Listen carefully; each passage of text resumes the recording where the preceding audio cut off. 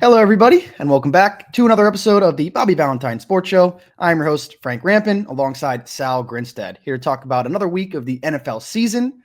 We made some picks last week. We picked 8 games, both me and Sal. Sal, how was our record? How did we do? We did good in college football last week. How about the NFL? Yeah, compared to college, we kind of struggled, Frank. 4-4 for both of us. Like yesterday, you went 9-1 in college. I went 8-2. Clearly, it's shown our specialty is maybe on the collegiate side so far. So I mean, it is harder to pick. Bounce back this week.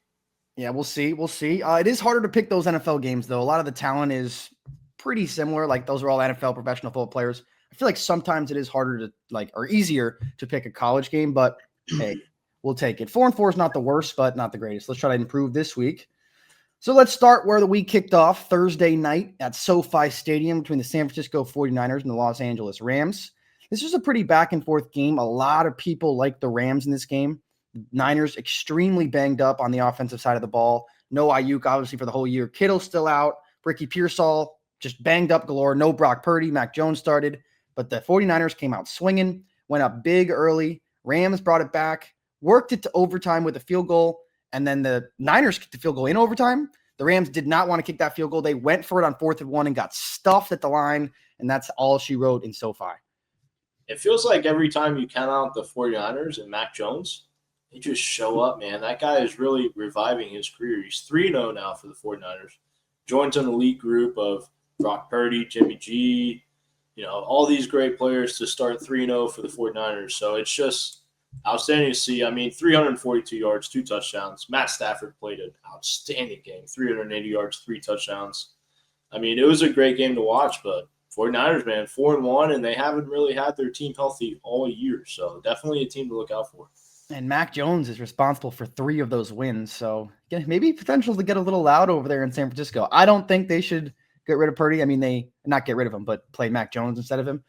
That wouldn't really make any sense to me. They just paid Purdy, but I don't know. You never know. There is a rumor out there that back when they drafted Trey Lance, they actually traded up to get Mac Jones, and somehow Shanahan was convinced to take Trey Lance. So maybe he found his long-lost love and wants to keep him. All right, let's jump into Sunday. First game on Sunday was at 9:30 Eastern time over across the pond in London. The Minnesota Vikings continued their international tour as they took on the Cleveland Browns. Dylan Gabriel made his first career start, and like I mentioned last week, first quarterback ever to make his first career start in a different country. Dylan Gabriel looked pretty good in this game. He didn't do anything crazy, no turnovers, no wild throws. He kind of just protected the ball. Quinshon Judkins had a great day in the backfield behind him for the Cleveland Browns. He's been great so far since he's gotten back off of that suspension, right? I believe it was. But Browns were up 17-14 late in this game, and then Carson Wentz, the lookalike Prince Harry, came out of nowhere, drove him down the field, threw a touchdown pass to Jordan Addison with 20 seconds left to give the Vikings the win. And what are they, 3-2 now? They're 3-2. Yeah, this is a good Vikings team, and they still don't have J.J. McCarthy like we mentioned, but I think they might be better with Carson Wentz. That's his second win for him already.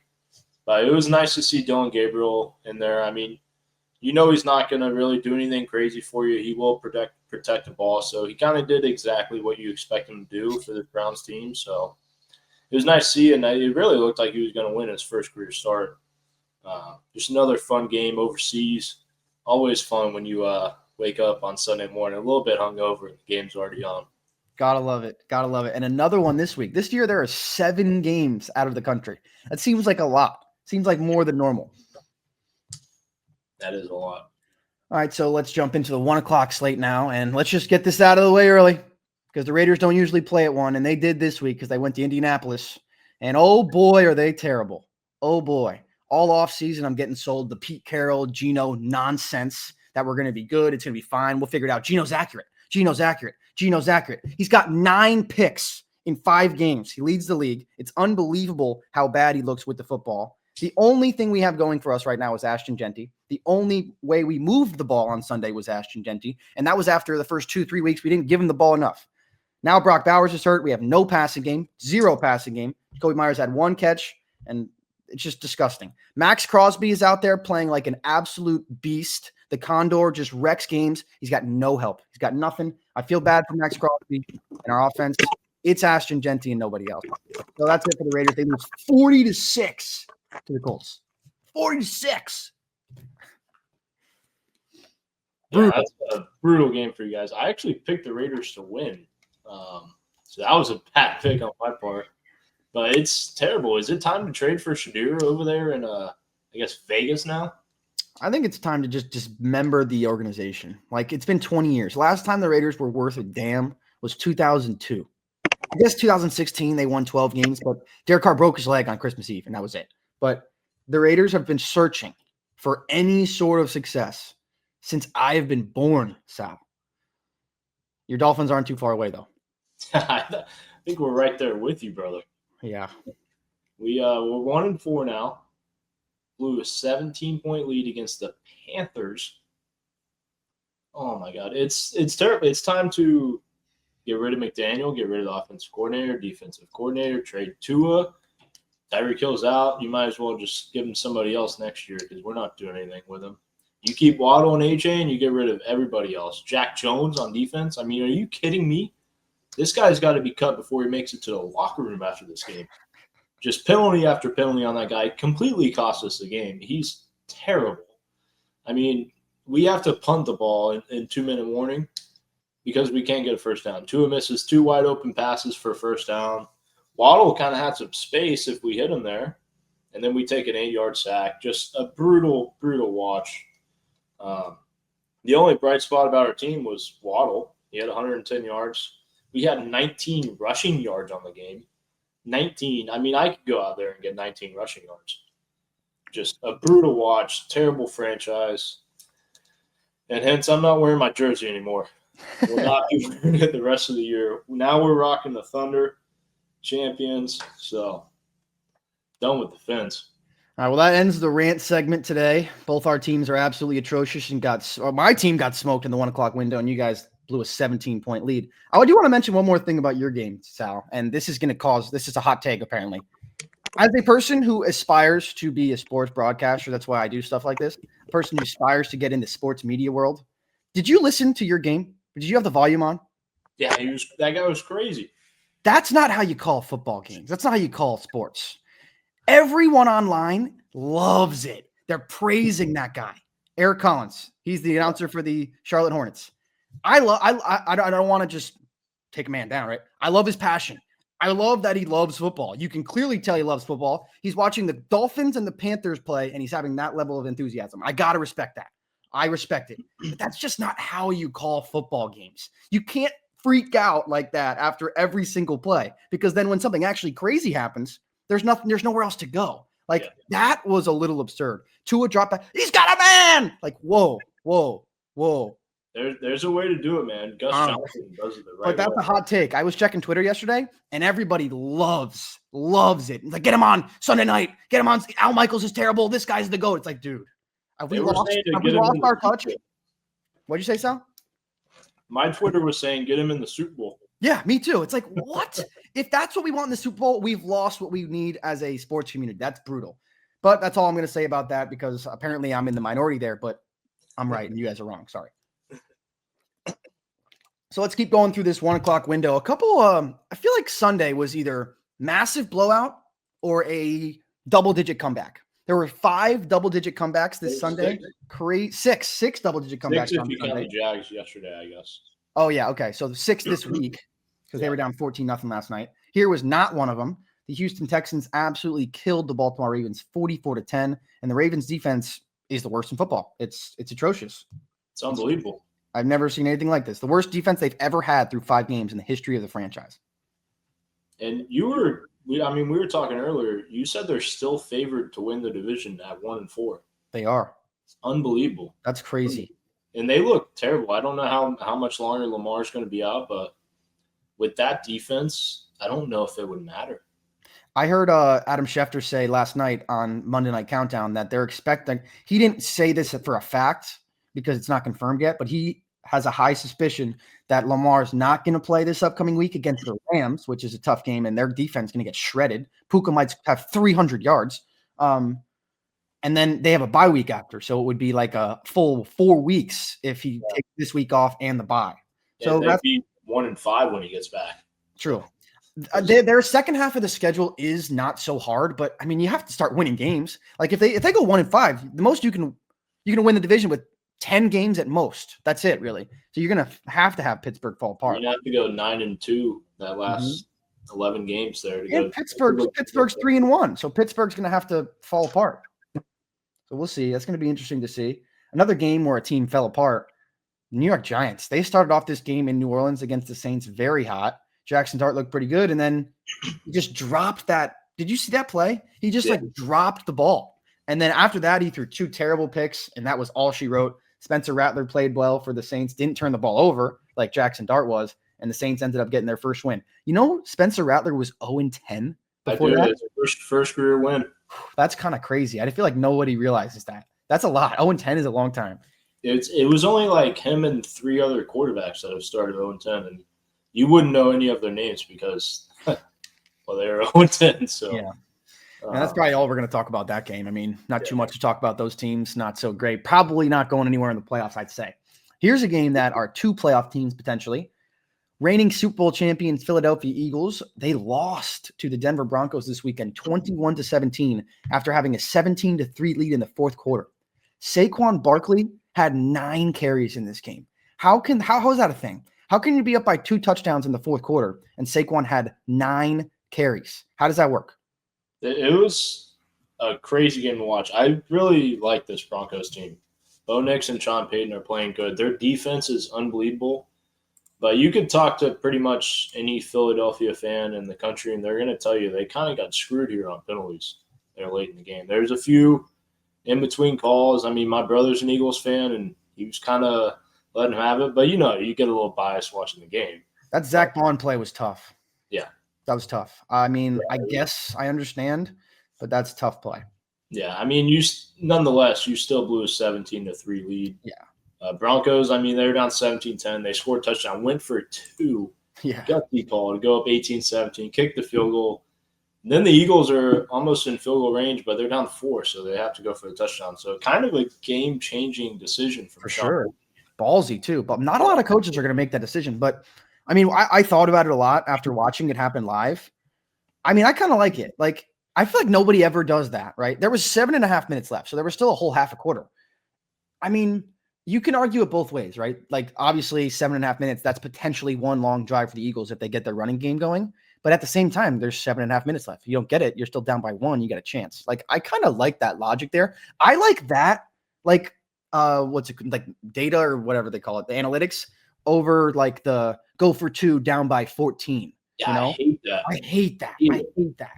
Because that's pretty much saying you don't trust your team in overtime. Yeah, exactly.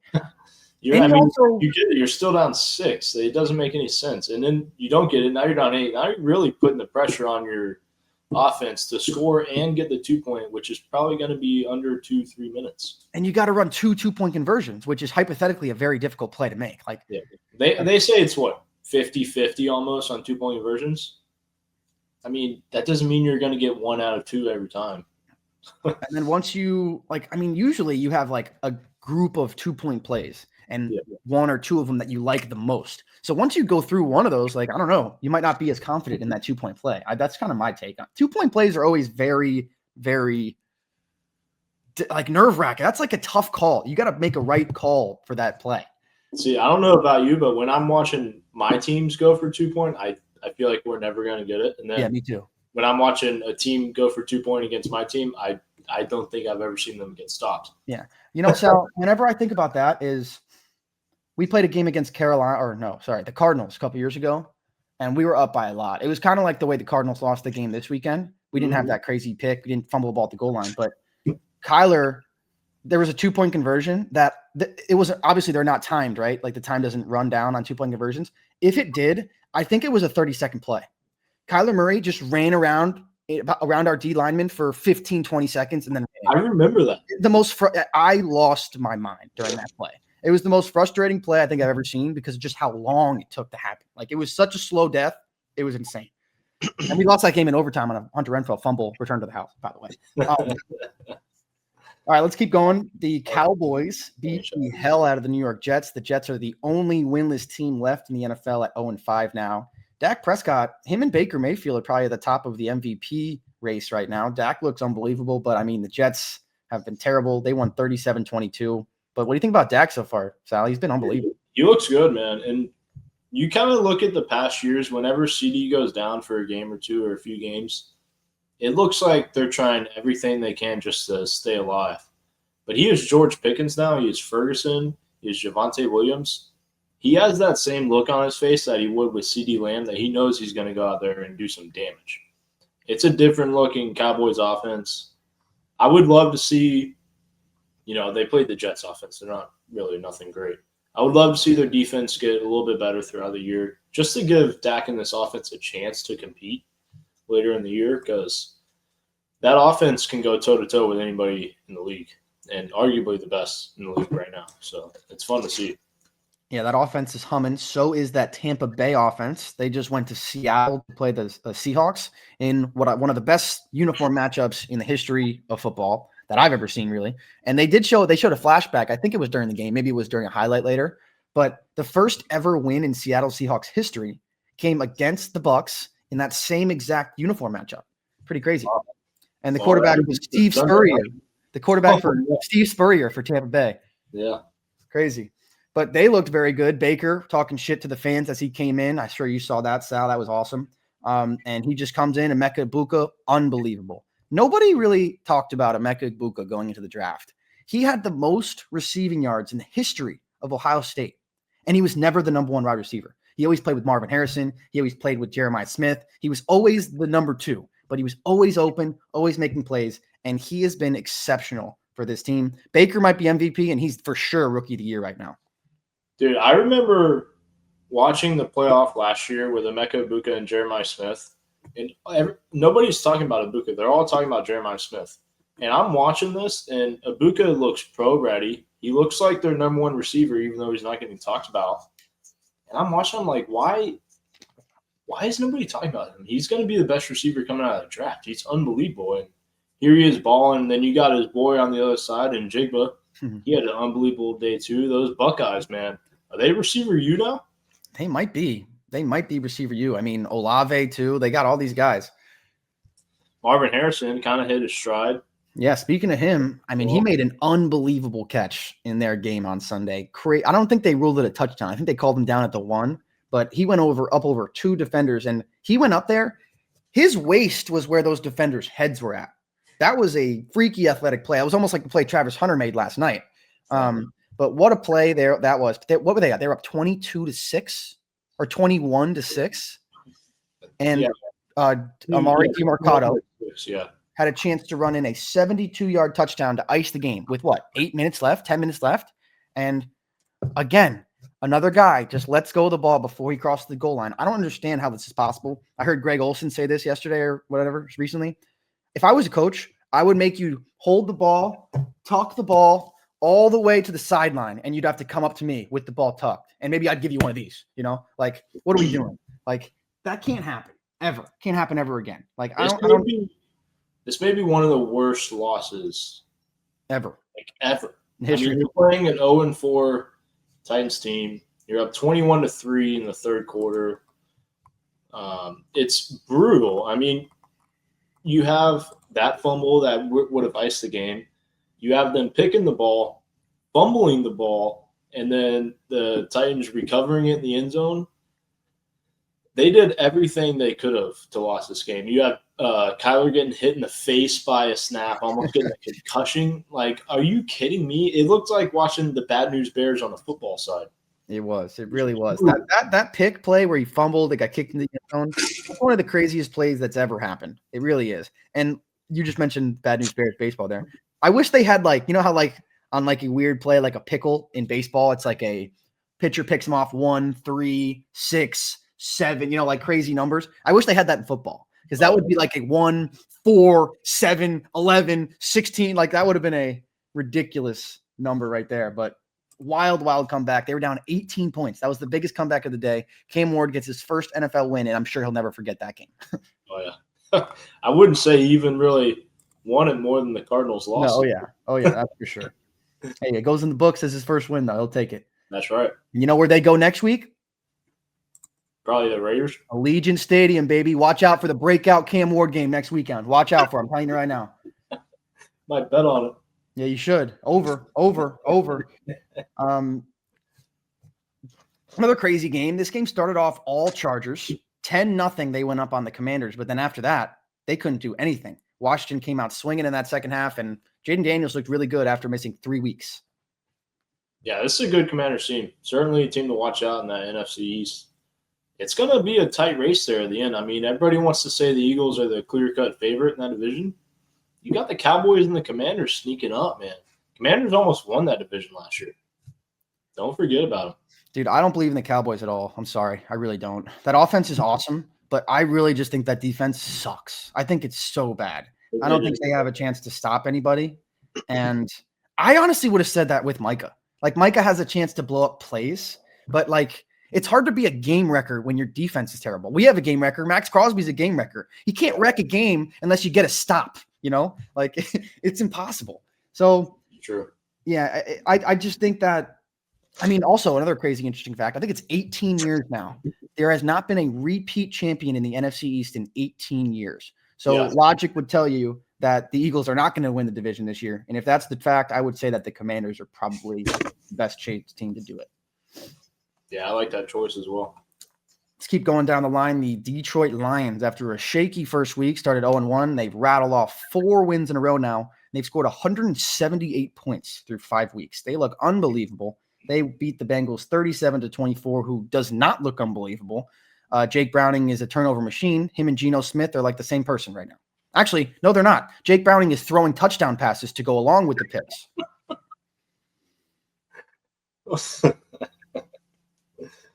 Oh man, this Lions team is elite. I mean, you're playing subpar quarterback on the other side, but all they do is score points. How do you stop this offense with Sam Laporta, Amon-Ra St. Brown, Jameson Williams, Montgomery, Jahmyr Gibbs, and you got Jared Goff just facilitating like prime Chris Paul.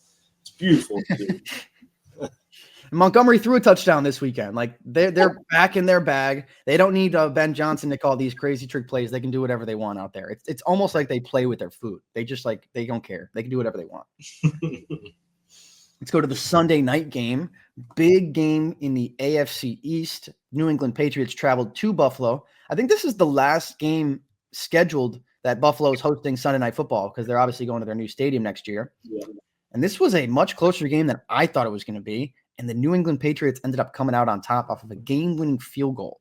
And by the way, Bo Regalis, I think his name was, ex-Miami kicker, that kick might have been good from 70 yards. Hit the top of the screen from like 56 yards out. That was a crazy kick. But Drake May, that was his coming out party. And I watched a couple breakdown videos of Will Campbell, their first-round pick, left tackle. He had a coming out party as well. Exceptional day. Was all over Joey Bosa. No pressure from the left side of the line. Will Campbell and Drake May really showed up against a division rival and beat the Bills. Dude, this Patriots team is good. They're now 3-2, 2-0 in the division. Drake May looked unbelievable. They always compare him to Lamar or to Josh Allen just a little bit. And they had very similar days. It was awesome to watch. Travion Henderson did all right, but the big story for the Patriots was the revenge game for Stephon Diggs. 10 receptions, 146 yards, unstoppable by this Bills defense. And, boy, he was kind of letting them know, too. Of course he was going to let them know. You know he was waiting for that game all season long. That was the first time he played against the Bills in Buffalo. So first time returning to Orchard Park. He was ready to go. He's fired up. He was talking shit to anyone who would listen, and he torched him. 150 yards, 10 receptions. Unbelievable day for him and Drake May. And on that last drive, he made 2 big plays. That one play where Drake May is getting tackled from behind, stumbling, flips it out to him, and then that other pass on the right sideline. Those are 2 big-time plays in the clutch for Drake May. Yeah, that was a really good game from both of them. Definitely somebody to look out for. I mean, they could damn sure be on the verge of a playoff berth there at the end of the year. And I know everyone already kind of crowned the Bills, like maybe even going undefeated. Obviously, they already lost. No more undefeated teams in all of football. Actually, that was the first day. This Sunday was the first day in NFL history where 2 teams that were 4-0 or better lost at home. The Eagles and the Bills both did. So now no more undefeateds. But their schedule is pretty easy. The Bills don't leave the Eastern time zone at all. I think they maybe once, actually. But I don't know. You never know. The Patriots are only one game behind him. They beat him head-to-head. There's a chance they could give him a little bit of trouble down the stretch. Yeah. And Larry Zonka and the boys over there. And oh, yeah, popping bottles. Popping the champagne. Undefeated, baby. Hey, at least you boys still got that to celebrate, you know? Yeah, it's about 30 years before my time, though. Hey, the last Super Bowl the Raiders won was 83, so. All right, let's wrap this week up with Monday Night Football. Jacksonville Jaguars hosted the Kansas City Chiefs, and oh my God, the Jaguars played against the Chiefs and the referees last night. Wow, what a wild game. The Chiefs got, I mean, obviously I'm biased. You see this silver and black behind me. The Chiefs got gifted 2 touchdowns last night, and that's just straight up facts. They got gifted 2 touchdowns in that game. There was a blatant pick play on the first one to Travis Kelce. Even Troy Aikman is describing it like the most obvious call in history. The guy, Juju, runs right up to him, shoulders him. He doesn't even do his route through him. He just turns around and puts a shoulder through him. Mahomes and the whole team no, that's not a flag. You know what? You're right. That's not a flag. Let's pick it up. Touchdown, Chiefs. We're all good. Everything's fine. Later in the game, they missed maybe the most blatant pass interference call of the weekend. That leads to a pick and another Chiefs touchdown. But Trevor Lawrence and the boys on his birthday fight back, get things done.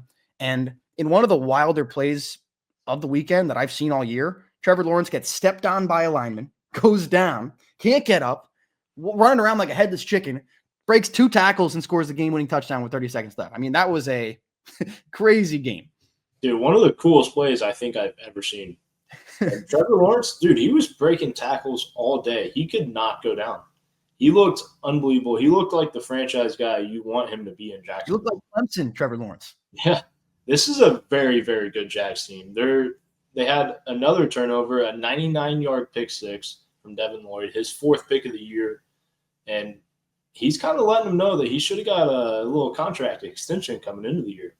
They actually had him sort of as the backup and a battling for that spot coming into the year. So he's very well made himself known. And this Jags team is unbelievable, dude. 4-1. They are good. This offense is good. You have Brian Thomas finally coming out, a huge catch there late in the 4th. I mean, this is a really, really good team. The best accumulative record by any division in the AFC is the AFC South. If you were to tell me that going into this season, I would have told you you are an idiot. There is no chance that's going to happen. And there we are. After 5 weeks, the Colts are 4-1. Jags are 4-1. What is going on down there right now? Dude, we didn't even mention Indiana Jones over there. Well, we mentioned him a little bit. He torched the Raiders, you know. Absolutely brutal performance. Yeah. This is a really good division right now, and it wasn't supposed to look like that. And as of right now, if the season ended today, obviously it's only week 5. There's a long, long way to go. But both the Ravens and the Bills would be outside looking in of the AFC playoff picture. So 2 teams that you expected to be maybe 1 and 2 in the conference outside right now. Yeah. And Travis Hunter, man, he's getting better and better every week on the offensive side. 3 catches, 64 yards. He looks so hard to tackle. It's unbelievable. This is a good team. My brother was at the game. He said the atmosphere there was unbelievable. Just awesome game there in Jacksonville. And Duval. Yeah, good for them, dude. Hopefully they can keep this going. And I mean, maybe we'll see. Last year we saw Sunday Night Football. Last game of the season was Vikings Detroit for the 1 seed. What if it's Colts Jags this year? That'll be a fun one. And then we'd be looking at the Dolphins and the Raiders 1-16 come down to it. Fighting in the toilet bowl. Fighting for the number 1 draft pick. Great. All right, Sal, so you want to do some picks for next week? Jump into we'll do 8 games. All right, let's do it. I don't even see a point to do Dolphins and Raiders, huh? Yeah, probably not anymore. Well, we're playing the Titans, so you never know. Might as well, just for entertainment factor. Let's do it, Sal. Yeah, we'll do it for us. So let's start Thursday night. Eagles, Giants in East Rutherford. What are we thinking? I think this is going to be a whooping. Eagles are going to take it to them, especially after the loss on Sunday. This Giants team is playing a lot better football, though, and Jackson Dart is playing good. I mean, he had a few bad turnovers, but this Eagles team is just too good. They're better. Yeah, I'm taking Philly as well. I just think that defense, even though Philly's offense hasn't been great, not clicking on all cylinders yet, that defense is, I think, going to be too much for a rookie quarterback in Jackson Dart. I agree. Let's go over to London. 9:30 a.m. game again on Sunday. Broncos, Jets. Oh boy. Oh boy. This could be another beatdown. I actually think the Jets are gonna get in the win column this week. Really? I hope. It's out of the country, new slate for him. I think Justin Fields might run wild. I got the Broncos, or I got the Jets. Wow. All right, I'm going to take the Broncos. As much as I hope for you to be right, I just don't see that happening. All right, let's go into the 1 o'clock window. We can do Chargers Dolphins. I mean, get this over and done with. It's in Miami. Chargers are gonna curb stomp us. Yeah, I got to take the Chargers here. Have to do it. Have to do it. So then we play at 4, so we'll wait for us. That's 3 games. Let's go. If you do Browns Steelers, We can do Browns Steelers. I mean, I think I got to take Pittsburgh. Yeah, I'm just a little worried about them moving the ball against the Browns defense. This could be a very low scoring affair here, but I think I got to take Pittsburgh. Aaron Rodgers, he'll do enough, just enough. Yeah, Browns their defense is good. They're playing tight games right now. Aaron Rodgers, he's so experienced though. He's going to walk away with this one. Another kind of fun game for the 1 o'clock slate is going to be Seahawks Jags in Jacksonville. Seahawks are playing good. They had that rough loss there late against the Bucks, but like I said, bro, this Jags team is different. Give me Jacksonville in Duval. I think I agree with you. I think this Jags defense is just playing unbelievable. I think they'll just do just enough. They were able to force big turnover against Mahomes, obviously that 99-yard pick. Darnold threw a late pick against the Bucks this past week. Let me take the Jags to make a big defensive play late. If you were a betting man, though, and you think the Seahawks are going to win this game, it's going to be because a blocked punt touchdown, a punt return touchdown, a kickoff return touchdown. That's going to be the only way they're going to win this game. So if you're going to take them, you might as well parlay it with a special teams touchdown. I might as well throw in my Raiders here. They're playing the Titans. And like I said, Cam Ward coming out party. Book it now. I think you guys get back in the win column here. 2-4, move into it. Geno Smith, hopefully he gets benched. And do you still have Aiden O'Connell? No, dude, he's out for the year. Who's your backup? Kenny Pickett. You've Kenny Pickett? Mm. He's better than Geno. No, he's not. They both suck, dude. Yeah, I think you guys win this one, though. Maybe Jacoby Myers, they could, maybe try to throw him the ball. Pass the ball, maybe. I mean, geez. He's been useless this year. Another fun game in that 4:30 window, you got 49ers and the Bucks, 2 4-1 teams. We don't know how healthy this 49ers team is going to be. Will Purdy be back? Will Pearsall be back? We know Ayuk's probably not going to be back. Kittle's not going to be back, but will those two be back? We don't know. If they are, I think they lose anyway. So give me the Bucks in Tampa. Move to 5-1. Baker. Yeah, I'm not picking against Baker right now. Baker's playing out of his mind, and he just knows how to finish games. Baker's never going to be out of a game. And I would advise this game's in Tampa. Okay, never mind. If this game was in San Francisco, I would advise for the faithful out there, don't talk to him. Don't talk to him before he's in the field. When he's in the tunnel, let him walk by. If he wants to talk to you, that's fine. We don't need to juice that guy up. He's one of those dudes that turns it on even more once you start talking shit to him. Remember against the Texans, CJGJ. He was on the ground holding his knee. He was hurt. And CJGJ was talking shit to him over. What'd you say? What'd you just popped up nowhere? That guy doesn't give a damn. If you're going to talk to him, I would try to maybe be nice with him, try and be friends with him. Yeah. Calm him down a little bit. I wouldn't go on the other side of it. I agree. Hey, Baker, great throw, dude. That's a great play. Man. Nice work, dude. Man, you're amazing. I love you so much, dude. All right, Sunday Night Football. This is not going to be good, Sal. Sunday Night Football on NBC with Chris Collinsworth on the mic in Kansas City.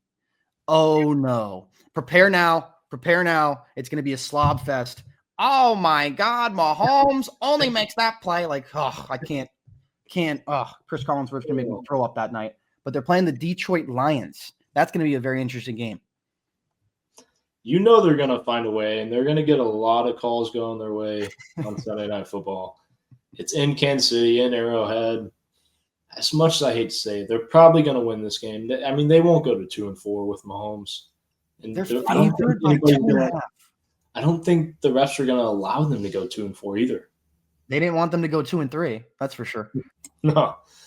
Yeah, I think they win this one. This Lions team is so much better, but the circumstances of it, it's just all favoring the Chiefs. And this is like my thing. Like, this is one of those lines that doesn't make any sense.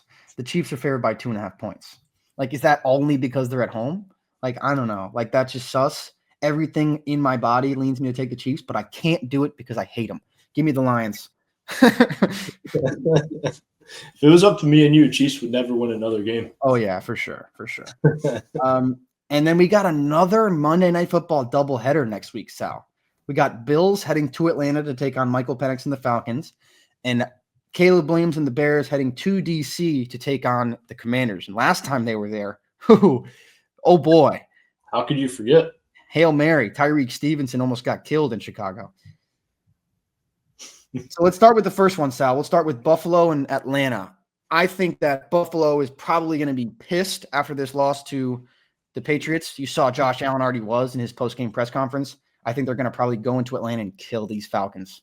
Yeah, Buffalo is going to get on track. I mean, you could put anybody on the other side of the field this week, Buffalo would kill them. Yeah. This team is they're so much better than what they showed on Sunday, and they want to prove it to everybody else. The Falcons have zero chance. Yeah, I completely agree. And next week we'll probably come back in and the Falcons will probably win.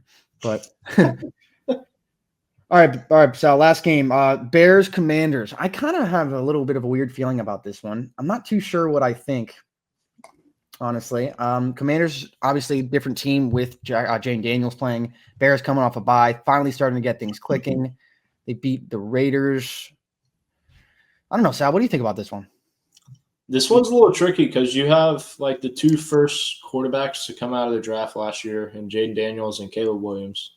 You had the crazy game last year where Bears were winning. They were taunting in the end zone for some reason. Good ball, Commanders scored, touchdown. It was like during that time when the Commanders were upsetting everybody late. They had that game against the Cowboys. It was just an insane like month and a half for the Commanders. But I don't think Caleb Williams will lose to Jaden Daniels twice in a row. So I think the Bears are going to win this one. He's kind of going to remind him why he was the number one pick. Wow, I like it. I'm going to take Washington in this one. I think it's going to be a very close game.